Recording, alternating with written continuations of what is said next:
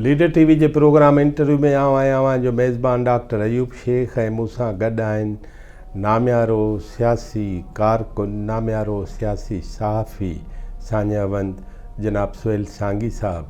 ऐं असांजे सुहेल सांगी साहब सां 2 नशिस्तूं अवल थियूं। अॼु वरी पाण वेठा आहियूं मुख़्तलिफ़ शयुनि ते ॻाल्हाइण जे लाइ।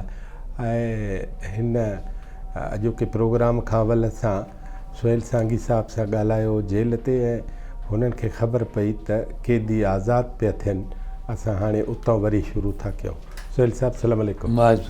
वॾी महिरबानी टाइम ॾियण जी। ऐं हाणे तव्हां जेल जा आख़िरी ॾींहं उन्हनि ते ॻाल्हायो त पोइ आज़ादी वारी ॻाल्हि कीअं थी अचे मैदान में? डॉक्टर साहब, इन मुंहिंजे ख़्याल में 2-3 शयूं रहनि थियूं। उहे पाण मुंहिंजे ख़्याल में पोइ वारे कंहिं प्रोग्राम में करियूं या कीअं तव्हां ॾिसिजो। त हिकिड़ो त इहो ख़ुदि जेको केस न, उहो जाम साकी जेको केस आहे उन ते धार ॻाल्हायूं था पाण। ठीकु आहे। हा, त उनखे अॻु में मूंखे आज़ादु था करे तव्हां। चलो, हाणे इन में थियो ई त असांखे जेल में ख़बर पई, इहो हूंदो मुंहिंजो ख़्यालु आहे त 84 जो को हूंदो महीनो, त भई जजमेंट आई आहे ऐं उन में जेको आहे सो ही कुझु अक्यूटल आहिनि, कुझु खे सज़ा आहे, मतिलबु ईअं। ऐं जिन खे बरी कयो वियो आहे उन्हनि जा डिटेंशन ऑर्डर आहिनि। पर इहो को असांखे न ऑफिशियली ॿुधायो वियो।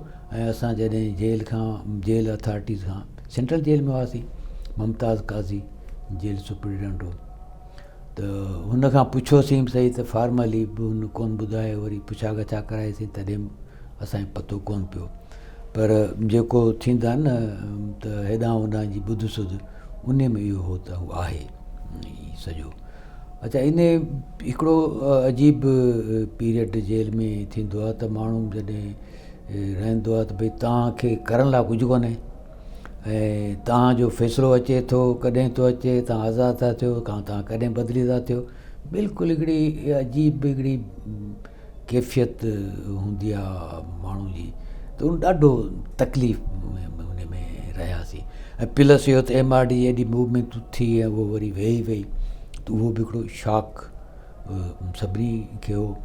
त उहो सभु शयूं हुयूं त उन में असां उहो गुज़ारियोसीं पिए। त इन जे करे असां जेके बि उन में पुराणा जेके सियासी क़ैदी हुआसीं उन्हनि सभई बीमार थी पियासीं। आऊं, बदर अबड़ो साहिबु, प्रोफेसर जमाल नक़वी साहिबु, कमाल वारसी साहिबु, ऐं पीपल्स पार्टी जा बि इलाही सारा दोस्त। त उहो सफ़ा ई थी। मुंहिंजी त इलाही तबियत ख़राबु थी पई। अॻे बि मूं इलाजु कराए पियो डॉक्टर ज़हीर सिविल अस्पताल जो, पंहिंजो साइकेट्री जो हुयो उन खां।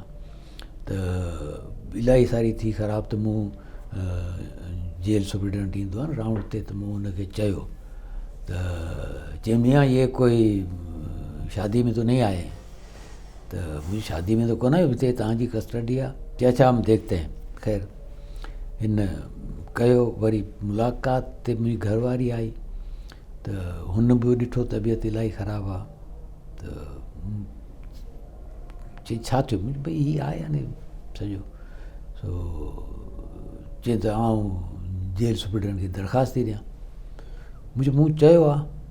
चई ठीकु आहे। पोइ हिन जेल सुप्रिटेंडेंट खे बि दरख़्वास्त ॾिनी ऐं पोइ वेही वञी हिन पंहिंजो होम सेक्रेटरी उते वेही, ऐं उते वञी सॼो हिकिड़ो ॾींहुं धरणो ॾेई वेही रही त भई सुहेल जी तबियत ख़राबु आहे ऐं हू त ठीकु आहे, तव्हां आज़ादु नथा करियो त उहो हिकिड़ो अलॻि किसो आहे, इलाजु त थिए न, ऐं हीअ तव्हां कीअं था कयो? त उते ॾाढो हिकिड़ो एग्रेसिवली हिन शयूं कयूं। थियो ई त वेही 10 बजे धारे कोई त 2:30-3 वॻे धारे होम सेक्रेटरी, मूंखे नालो यादि न आहे, मुंहिंजे ख़्याल में डिप्टी सेक्रेटरी ग़ुलाम अब्बास उमिरो हो। त हुनखे घुरायो, ॿुधाई छा आहे। ख़ैर, हुन ते चयो त भई हिनखे जेको आहे सो प्रॉपर ट्रीटमेंट कयो वञे। उहो जो लेटर आयो त पोइ हिननि कयो त भई ठीकु आहे। हाणे हिकिड़े ॾींहुं मूं वटि आयो हिकिड़ो जेके पका क़ैदी थींदा आहिनि न, शफ़ी नाले हमरा हो, त उहो आयो। मूंखे चई त आप हॉस्पिटल जाना है। वियासीं। उते वियासीं त डॉक्टर ज़हीर सां थी ॻाल्हि पर हू पुराणो DSF जो 50 वारे ॾहाके जो हो, त हू ॾाढो सिंपैथेटिकली हलियो। त हुन सॼो पुछी करे चई मियां ये जो है न ये 2 चीज़ें चाहिए, एक तो ये है कि भाई आपका जो लाइफ स्टाइल है उसमें कोई तब्दीली आए, दूसरा ये कि जो इन्वायरमेंट है उसमें आए। तो वो जेल में तो नहीं हो सकता, मुझे ज़ाहिर आहे। सोचे पोइ लिखी छॾे एडमिट, त हुन अस्पताल में एडमिट करे छॾियो। अच्छा, जेल कस्टडी जेका आई, पुलिस जेका आई, त हुननि चयो त हीअ त एडमिट आहे, असांखे त इहो ऑर्डर कोन्हे फलाणे जो। त चयो त भई हाणे हीअ मरीज़ आहे, मूं वटि मरीज़ जे तौर ते आयो आहे, ऐं हिन वटि हीअ होम सेक्रेटरी जो लेटर आहे जंहिंमें आहे त प्रॉपर ट्रीटमेंट। तो proper treatment as a doctor तो आऊँ तो यो ही तो समझा कि नहीं हम तो वापस ले जाएंगे, फिर जेल वाले जो है वो करेंगे। जी मेरा पेशेंट है, मैंने एडमिट किया है, मैं देखूंगा कि कौन इसको ले जाता है, ये कोई बात नहीं हुई। फिर अच्छा मूंखां अॻु में बदर अबड़ो साहब हुते ही उन वार्ड में एडमिट हो। बदर शायद 5-7 ॾींहं हफ़्तो अॻे मूंखां आयो। तो हुते कहिड़ी अस्पताल आहे? सिविल अस्पताल, सिविल अस्पताल जो साइकेट्री वार्ड। त असां उसमें वो छा चवंदा आहिनि त जंहिंखे आम भली जो साइको थी वियासीं, निंड न पई अचे, ॾाढो मतिलबु मानी, मूंखे त मानी साम्हूं ईंदी हुन में हिकिड़ी बू महसूसु थींदी, न खाई सघंदो हुउसि। सो अगेन उन करे बि हिकिड़ी न्यूट्रिशन जी खोट ऐं वीकनेस ऐं सो हुन चयो चए त स्पेशल वार्ड में एडमिट आहे, हलो ख़ैर बदर आयो, बदर जा जे गार्ड आहे उहे बि आया। अच्छा उन में वरी हिकु ॿ पुलिस वारा अहिड़ा हुआ जेके असांखे जेल खां कोर्ट पे वठी वेंदा, त हुननि खे इहा ख़बर हुई शरीफ़ माण्हू आहिनि, को कोन्हे गड़बड़ का बि कोन्हे। तो हिननि वरी उनके डॉक्टर ज़हीर के चयो तो आप SP से बात करें। जी मैं क्यों SP से बात करूँगा, मैं तो जो मेरे पास लेटर है मैं उस पर कर रहा हूँ, अब आप जाके बात करें। फिर उन्होंने पोइ ॻाल्हायो ऐं एडमिट थी वियुसि। त ॾाढो सुठो वार्ड हो, उन में हिकिड़ो स्पेशल वार्ड में 2 बेड हुया ऐं रूम हुयो, मानी बानी ॾाढी ठीकु हुई। त मंझंदि ताईं वरी बदर अबड़े साहिब जी वालदा आई, हू वीचारी सॼो असां सॼे केस में ॾाढियूं ख़िदमतूं कई, ख़्यालु रखंदी हुई ॾाढो। तो उहा आई त ॾाढो ख़ुशि थी। पोइ हुन ओॾी महिल ई घर फ़ोन करे उतां ई ॿुधाई, चई त सोहेल जे घर ॿुधायो त सोहेल ई अची विया, हू अचनि हैदराबाद मां। ॿिए ॾींहुं ॿार अची विया, मुंहिंजी घरवारी ॿार अची विया, उते आयासीं वेठासीं। त मानी बानी जेका उहा उते ई, हाणे मानी इलाही सारी ॾींदा हुआ। पोइ असां छा कंदा हुआसीं त वधि में वधि असांखे को 2-टे इहे जेके मानियूं इहे ॿार हुन कैंटीन खां वठणी पवंदियूं हुयूं, या कॾहिं को बोर्ड छा, त अदरवाइज़ असां मतिलबु एतिरो हूंदो जो असां सॼो घर खाए ईअं हुयो। त उहो हिकिड़ो ॾाढो हिकिड़ो सुठो रहियो। वरी जो आयो असांजो जेको थींदो आहे हिननि जो गार्ड कमांडर, माने जेका गार्ड आहे उन में, त हू पुलिस वारा शरीफ़ माण्हू आहे वीचारा। उहो वरी घर वारा आया त ॿाहिरि कुर्सी रखी वेठा हुया। त शाम जो मूंखे चयईं त सर जी अब हमारे लिए क्या हुक्म है। मुझे भाई मैं क्या हुक्म दूंगा, जो आपको सरकारी ड्यूटी है। त मथां वरी बदर जो गार्ड हो उहो असां सां गॾु ईंदो पियो। हुन चयईं त ये कुछ भी नहीं, अब सांगी साहब की कस्टडी भाभी के हवाले, आप जाओ सुबह आकर के रिपोर्ट करना, ये इससे बड़ा कोई और गार्ड तो हो नहीं सकता ना। तो वॾी पुलिस अची वई। हा नंढी पुलिस त हुई, हाणे वॾी पुलिस अची। त हुनखे इहो ॻाल्हि सम्झ में आई त भई ठीकु आहे। पोइ थींदो ई हो त आउं मुंहिंजे ख़्याल में कोई महीने खां मथे ई रहियो हुउसि। त हू रुगो ॾींहं में 3 दफ़ा चेक करणु ईंदा हुआ, न त ठीकु आहे आउं आहियां, ॿार आहिनि, दोस्त अचनि पिया, मिलनि पिया, सॼो हुते मतिलबु जहिड़ो कर आउं हुन कमरे खे छा चवंदा आहिनि त हिकिड़ो फैमिली रूम करे वेठो हुउसि त ॾाढो उन में असां मतिलबु त इलाही ॾींहंनि खां पोइ ज़ाहिर त ॿार गॾु गॾिजी मानी खाइण हुन सां ॻाल्हाइण ऐं वरी हुननि खां पुछियमि त ॾाढो अहसासु बि थियो त ॿार किथे किथे छा छा शइ रहिजी वई हुननि जी एजुकेशन में ॿियनि में त उहो ॾाढो हिकिड़ो शदीद हिकिड़ो अहसासु थियो त ईअं हिकिड़ो रहियो मामिलो। त इन में वरी विच में बदर अबड़े साहिबु पंहिंजे लेखे कोशिशि कई ऐं मूंखे चई त ही पंहिंजा आहिनि डिटेंशन आर्डर ऐं डिटेंशन आर्डर जो इहो आहे त भई जेकॾहिं को माण्हू ज़ामिन पवे त पोइ आज़ादु करे छॾींदा त मुंहिंजो ज़ामिन केरु थींदो भई। ख़ैर बदर साहिबु मेन वाइल मतिलबु त एप्लीकेशन ॾिनई सॼो प्रोसेस थियो त बदर रिलीज़ थी वियो ज़मानत ते उतो इस्पताल में इस्पताल मां ऐं मूं वटि खे का ॻाल्हि सम्झ में कोन आई त मुंहिंजी घरवारी हुनजी ज़मानत कंहिं ॾिनी का यादि मूंखे यादि न आहे। हा ख़ैर जमाल साहिब जा त इलाही ख़ैर उहो पाण बि जज हो। हा त मूंखे का ॻाल्हि सम्झ में न आई त मूं हिन चयो मूं चयो भई आऊं त हिते सुञाणा थो हिन खे काज़ी फैमिली खे त काज़ी अब्दुल मजीद आबिद साहिब विरत जो उहो तॾहिं मिनिस्टर हो या कुझु हो त उहो आहे जो उन में काज़ी साहिब त मिनिस्टर 85 में थियो न न अॻु में हो। हा त 85 में त फेडरल गवर्नमेंट में हो। हा सिंध गवर्नमेंट में वर्क्स जो खां जो हो। अच्छा त ही मूंखे हिन चयो चयनि त पोइ आऊं चवांसि असलम साहिब वारनि खे त हिन असलम साहिब ऐं अली साहिब वारा सलीम काज़ी सां हिननि जी असांजी इलाही सारी रही हुई त मूं चयो ॾिस ख़ैर ई वई असलम साहिब वटि असलम साहिबु मिलियो ॾाढे एतिराम सां ऐं ॾाढो ख़ुशि बि थियो ऐं चईं त असां त हू जॾहिं हाई जैकिंग वारा ॿधे मोकिलियूं पिए त असां त मूं त टीवी ते ॾिठो पिए त सुहेल जी शकल कॾहिं नज़र अचे। हा छो त नालो त हो न 206 में। हा हा चयो त बहरहाल पोइ हुनखे ॿुधाई चई हीअ आहे त चईं त इहो चाचा कंदो त कोन आहे पर हाणे तव्हां आया आहियो त पोइ मतिलबु आउं फ़ोन कयां थो ऐं आहिनि कराची में ऐं जेकर हिते हुजे हा त आउं तव्हां सां गॾिजी हलां ऐं फ़ोन कयां थो तव्हां मिलोसि। ख़ैर हिन ओॾी महिल ई फ़ोन वोन कयईं ऐं चईं ठीकु आहे तव्हां मिलो वञी पोइ वापसी वरी हिनखे अली काज़ी साहिब खे चईं त छॾे Ali quite young first year inter जा ॿार जी हूंदा आहिनि तीअं त उहो सॼो किसो अली पाण ई मूंखे ॿुधायो चई त इहो फस्ट टाइम हो त मूंखे ख़बर पई त कंहिं कामरेड जी ज़ाल आहे चई मूंखे इहा ख़बर कोन हुई त ईंदड़ वक़्त में कोई मुंहिंजो हेॾो सुठो दोस्त थी वेंदो मुंहिंजो ठीकु आहे। ख़ैर हीअ ॿिए ॾींहुं टे ॾींहं ते हिते आई काज़ी आबिद साहिब सां मिली हिन को तरीक़े जो जवाबु कोन ॾिनो ॾाढो त वापसि अची मूंखे ॿुधाई चई हीअ आहे हाणे मुंहिंजो इहो त मूंखे बि अंदाज़ो आहे असलम साहिब तोखे ॿुधायो चई ठीकु आहे।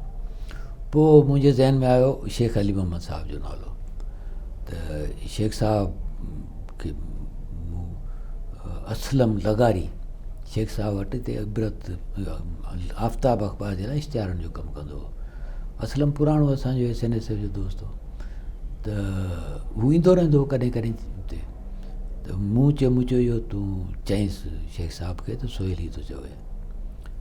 ख़ैर हिन चयो ऐं पर चईं इहो त भई इहो मूंखे चई या त तूं फ़ोन कर या भाभी हुन सां मिले ठीकु आहे।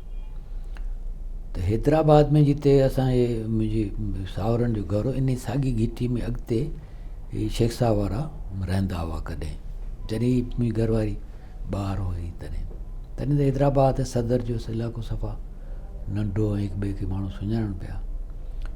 वरी शेख साहिब जे घर वई हुते मिलई त शेख साहिब इहो वॾो कमाल आहे जो हुन सुञातई त हीअ चई हाणे तूं ई सोहेल जी ज़ाल चई हा चाचा आऊं आहियां चई पोइ त हाणे घर जी ॻाल्हि आहे बाबा ऐं बिल्कुलु चयोसि ऐं सोहेल जे करे हूं बि चवां बाक़ी इहो त तूं आहीं तूं असां बचो आहीं ऐं ख़ैर पोइ शेख साहिबु चयो गवर्नर तॾहिं जहादात खान ऐं भाई शेख साहिबु तॾहिं शूरा मजलिस शूरा जो मेंबर हो हुनखे ॿुधाई त हुन चई ठीकु आहे आउं केस ॾिसां थो वरी कोई हफ़्ते 10 ॾींहंनि खां पोइ वरी को मिलियो त हुन चयो त मूं ॾिठो आहे हू त कम्युनिस्ट आहे चई कम्युनिस्ट आहे जो साफ़ ई आहे चए त हू त ॿाहिरि कढंदासीं पोइ हथु कोन ईंदो ऐं चए त हुन ते केस हलियल आहे ऐं सॼो आहे डिटेंशन आहे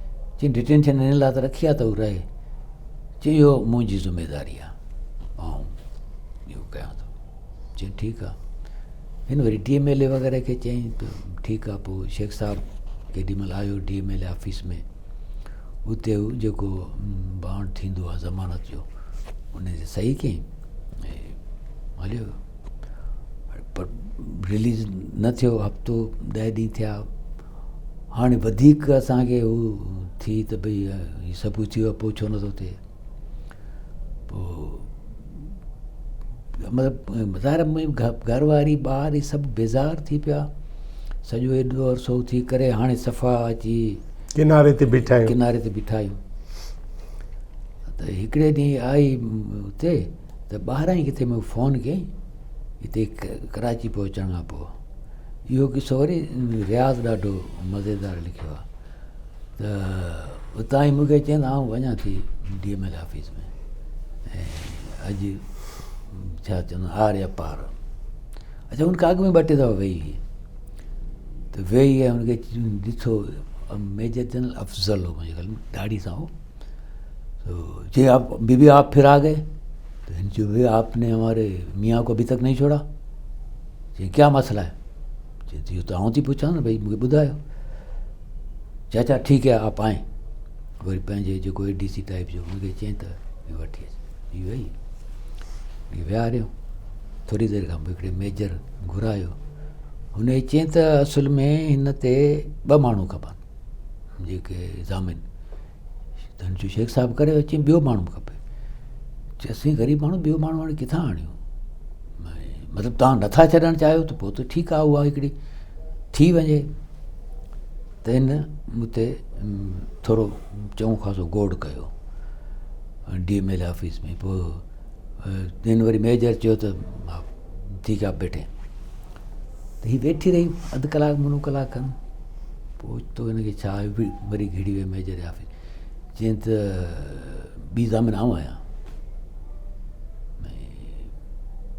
जी आपकी क्या हैसियत है जी मेरी हैसियत यह है कि मैं सोहेल शाह की बीवी हूँ और इससे बड़ी कोई हैसियत हो नहीं सकती बाकायदा हिकिड़ो आर्गूमेंट था किए जी बीबी ये नहीं हो सकता जी क्यों नहीं हो सकता वरी इन शोर कयो चङो ख़ासो शोर कयईं त पासे वारा आया चयईं त छा चई हिन माई जो मथो ख़राबु थियो आहे हीअ पंहिंजे मुड़ुस जी ज़ामिन थी थिए ऐं सुभाणे ज़ाल मुड़ुस ॿई भॼी वञनि पोइ हिन मां कंहिं ऑफिसरुनि खे चयो तूं ॻाल्हाए वठ न मेजर जनरल सां DMLA सां छा आहे हुन में चई हीअ त माई 2 टे दफ़ा अॻे बि आई आहे ठीकु आहे हीअ वियो भले ॻाल्हाई हुनखे चई त हीअ माई सुबुह खां वेठी आहे मथो थी खाए तो इन सोचे चई वो ठीक कह रही है उसी की ज़मानत ले लो इन्हें घुराए सही कयईं ऐं पोइ बल्कि हुनखे इहो चयईं त हींअर ई आहे रिलीज़ ऑर्डर इशू कर हाणे शाम जा 4 खनि थी विया बल्कि 4-5 ॾींहं ॾिनो चयईं त हीअ ऑर्डर जेको आहे सो असीं 2 कापियूं ॾींदो हिकिड़ी तोखे था ॾियूं ॿी असां माण्हू बि खणी थो वञे जेल ते उते सबमिट थींदो पोइ उतां खां थींदो ऐं उहे हैदराबाद में हलंदा ऐं तव्हां कराची में आहियो हा न हा पर DMLA हिते जो अच्छा DMLA हिते जो त माना इहा कार्रवाई हितां जी हितां जी आहे त उते ख़ैर उतां ॿाहिरि निकिरी मूंखे कंहिं PCO तां फ़ोन कयईं चयईं त तुंहिंजो रिलीज़ ऑर्डर थी वियो आहे ऐं चई हाणे आउं वञा थी जेल वेही त उते हाणे शाम जो टाइम टोटल बंदि पियो थिए त ज़ाहिर देरि आहे त हाणे हीअ बि जेल रिलीज़ आर्डर मार्शल जो हथ में आहे त वॾो परवानो आहे न, त हीअ बि शीअण थी वई। चए थो इहो भई मूंखे ॾियो न भला, हाणे छा आहे तव्हांखे कहिड़ी कारवाई करणी आहे, मार्शल वारनि छॾे न, बाक़ी जेल वारा तव्हां छो हुनखे रखंदव। त घणो गोड़ बोड़ कयईं त उन ते वरी निकिरी आयो जेलर कमर शाह। कमर शाह हैदराबाद जो, उहो सुञाणे पियो मूंखे बि ऐं हुनखे बि। हीअ त लॻभॻि असांजे घर खे वेझो ई पोइ घिटी में हिते फौजदारी रोड वटि हिते रहंदो हो। त हुनखे चयो बाबा हीअ असां टोटल बंदि करियूं, पोइ हीअ थींदो ई त हितां खां जेल जो माण्हू गॾु वेंदो ऐं बल्कि को ऑफिसर गॾु वेंदो ऐं तूं तरस। ख़ैर उहो सभु कुझु कयूं त पोइ कमर शाह पाण हिन सां गॾिजी आयो हुते, सॼी कारवाई कयूं ऐं उहा मतिलबु त चयूं त हाणे रिलीज़ आयो।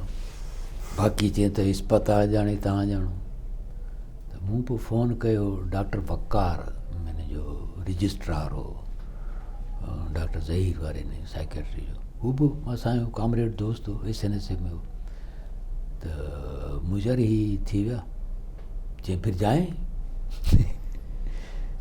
अब हम भी कस्टडी आपको दे देते हैं भाभी के हवाले, जाएं। खैर बदर के फ़ोन कयोसीं, बदर बची वियो, बदर जी मदर बची वई, वग़ैरह गाॾियूं वाॾियूं वठी आया। पोइ हितां खां असांखे रिलीज़ कयूं। पोइ वकार चयो सुबुह जो या सुभाणे परीं केॾी महिल वरी डॉक्टर ज़हीर सां मिली वरिती त फर्दर छा कजे। पोइ ईअं असांजी रिलीज़ थी। कुल घणा ॾींहं इस्पताल में? न यार इहो जुलाई 80 में गिरफ़्तार थियो ऐं आउं भायां थो 9 या 10 अक्टूबर आहे या 84 जी। अच्छा, 4.25 साल वधीक आहे, 4.25 5 जे लॻभॻि आहे। साईं तव्हां चओ था त 85 हूंदो मतिलबु त। अच्छा हा, त मतिलबु इहो आहे 5 सालनि लॻभॻि। अच्छा 5 साल। हा, त उहो हाणे तव्हां आज़ादु थी आज़ादु इस्पताल छॾे अदीअ सां गॾु निकितासीं। बदर अबड़े साहब ऐं हुनजी वालदा खे रिसीव करण आया। रिसीव कयोसीं, वियासीं बदर साहब जमाल साहब जे घर। अच्छा, ॾाढियूं मानियूं बानियूं। जमाल अबड़े साहब जे घर पहिरें 5 सालनि खां पोइ आज़ादु थी तव्हां हिते पहुता। घर जी मानी। नाज़रीन, असां आज़ादु करायो आहे सुहेल सांगी साहब खे ऐं हाणे ॾिसूं था त अॻिते हली सुहेल सांगी छा आहे, छा कयो अथसि। असां सां गॾु रहिजो।